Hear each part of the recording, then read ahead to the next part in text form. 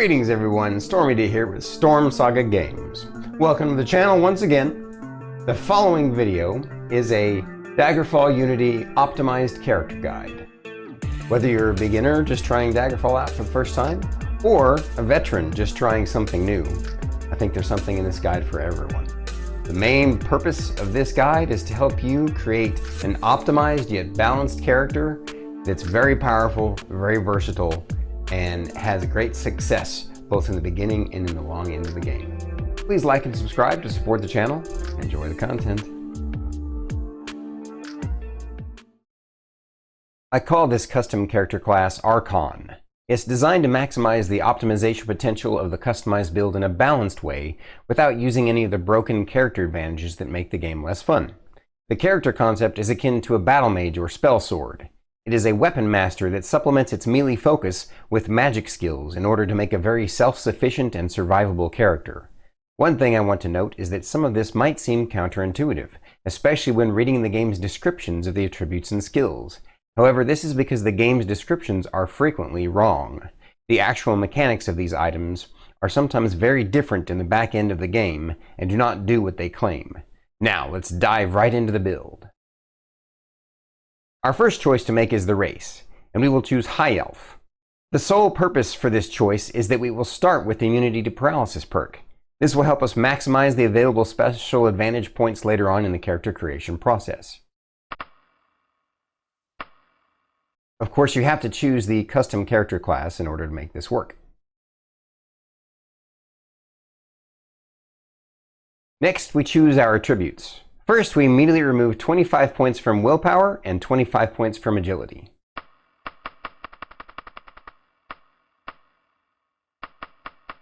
These are our dump stats because they have the absolute least amount of impact for actual in-game results, despite what their descriptions would indicate.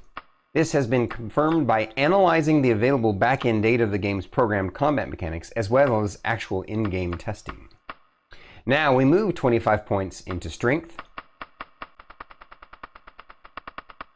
and 25 points into speed. These are the most important contributing factors for maximizing your DPS potential. Going forward, whenever you level up your character during your adventures, you should focus on maximizing strength first, then speed, and finally intelligence. Intelligence is the third most important stat for this character build, as it will determine our maximum available mana pool for spells. Moving on to skills, I am going to take a brief moment to explain how leveling works in Daggerfall. The formula the game uses for level up is based upon the first 3 primary skills, the first 2 major skills, and the first minor skill. No other skills have an impact on your level up. For this reason, we are going to be choosing skills that maximize the speed of your level ups so you can become powerful very quickly. Additionally, most of these skills increase very quickly over the course of your adventures with very little or no intervention on your behalf. The first primary skill we choose is the most critical, and it is our weapon focus. Choose long blade or blunt weapon. This is depending upon your playstyle choice, but we choose one of these because these weapon categories have upper tier weapons which do the most damage in the game. The second primary skill we choose is critical strike. Despite the description, critical strike does not actually add damage to your attacks. This skill is only programmed to improve your attack success values. The combination of these 2 skills as primary skills will improve your odds of hitting with your chosen melee weapon dramatically, and they are essential to the build's success. The third primary skill we choose is Restoration. This is so we can self-heal with healing spells and sometimes curing spells to maximize our survivability in dungeons, and allow us to delve deeper and with less resting. The first major skill we choose is Stealth. Stealth is one of the fastest and easiest to raise skills in the game. This is because it self-checks, even when you are not sneaking. When you add in the occasional manual sneaking before entering rooms or rounding corners, this skill will help maximize your level up potential as it goes up very quickly. And it will help you one-shot many enemies with a backstab before they get a chance to react. The second major skill chosen is Dodging. This is another skill that self-checks, and it simply happens whenever you are in combat. Dodge will also rise quickly on its own, helping to maximize our level up speed.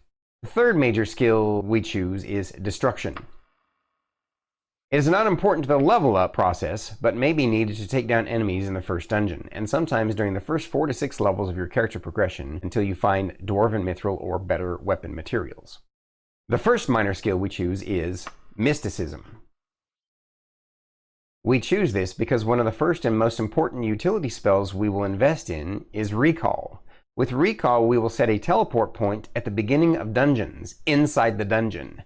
This lets us quickly teleport back to the beginning once we have finished a long dungeon, but it also lets us teleport back to the beginning so we can drop loot into our cart to maximize our profits while in dungeons. Just be sure to recast Recall to mark your beginning spot again once you have used it when heading back into the dungeon. The next skills do not matter to the level ups, so you can technically choose whatever you want. The ones I typically choose are the following in order: Backstabbing, Medical, Running, Climbing, and Mercantile. In my plague testing, these skills level up the next fastest after the ones we have chosen previously. Before moving on to the next choice, it's important to explain the system, which allows us to choose our maximum character hit point value and our special advantages and disadvantages. Whenever we move the hit point maximum value upward or add a special advantage, the dagger on this scale goes up. As it goes up, that slows down how quickly our character will level up. Additionally, if the dagger reaches the red zone, the game will not let us proceed until we have added special disadvantages to get it out of the red zone. Adding special disadvantages lowers the dagger on the scale, and as it goes lower than average, it speeds up how quickly we can level up our character. Each of these advantages and disadvantages have a point value that you can find on the Classmaker link I will share in the description below. This character build adds a maximum amount of hit points to ensure our survivability, and it also finds the perfect balance of advantages and disadvantages so that we are exactly on the line for maximum speed character level progression. It does this without using any of the broken advantages like spell absorption, regeneration, rapid healing, or various immunities. Those abilities break the game in a way that makes the game far too easy. This loadout helps us build a powerful character, but still allows us to experience the joy of a decent challenge. The first choice we make is to move the maximum hit points all the way up to 30. This does not necessarily mean we will get 30 hit points per level up. It only means the hit point roll can be up to a maximum of 30. This obviously brings our average hit points much higher than the pre-built characters. The first special advantage we choose is Expertise in Long Blade or Blunt Weapon, if that's the weapon style that you choose. This will give us a nice early boost to our ability to hit early monsters in the first dungeons of our journey. The second advantage we choose is Increased Magery 3 times. This is to make sure we get the maximum amount of spell points for our spells. This helps us avoid needing to rest too often and allows us to dungeon dive deeper, farther, and faster. The third special advantage to choose is Athleticism. This advantage is negligible as it only improves our stamina regen for some activities, but we needed an advantage with this point value in order to balance our build. The fourth and fifth advantages on our list are Resistance to Poison and Resistance to Disease.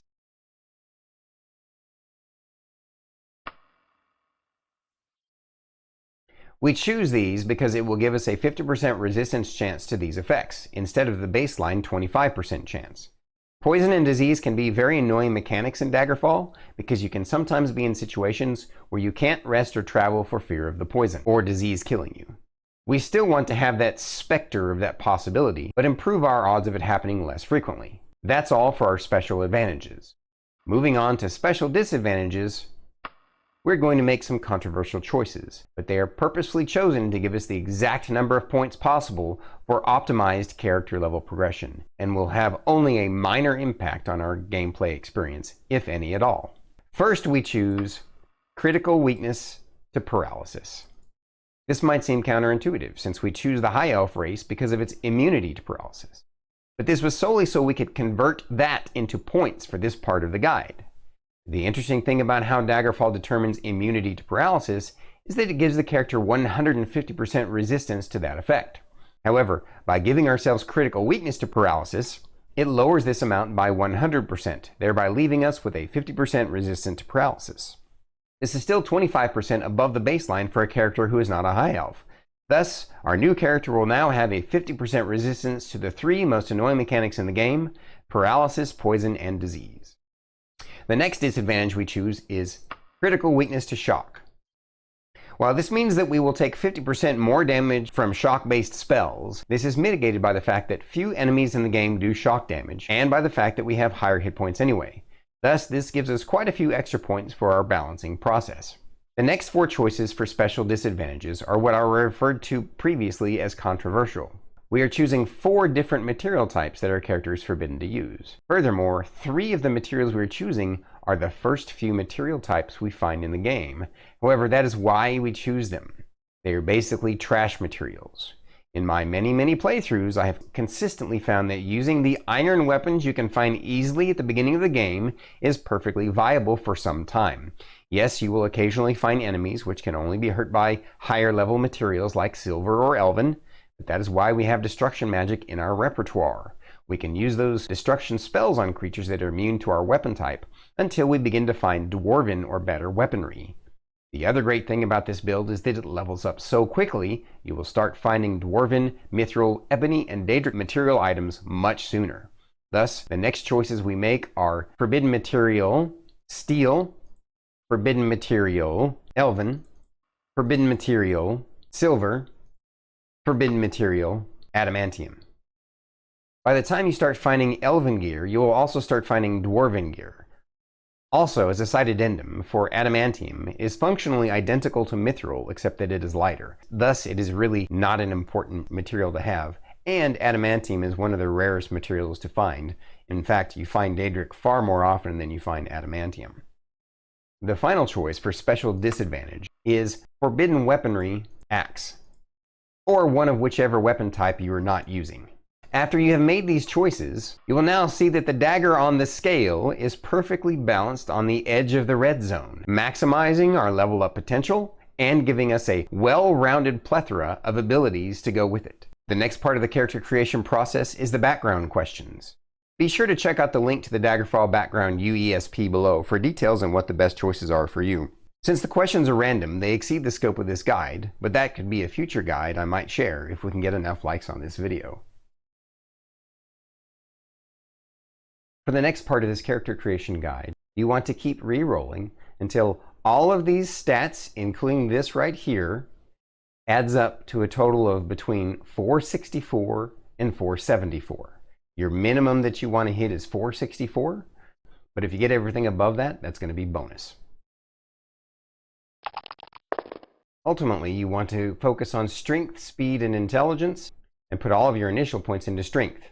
Additionally, as you progress through the game on your adventures, make sure that you focus on getting your strength up to 100, then your speed up to 100, and finally your intelligence up to 100.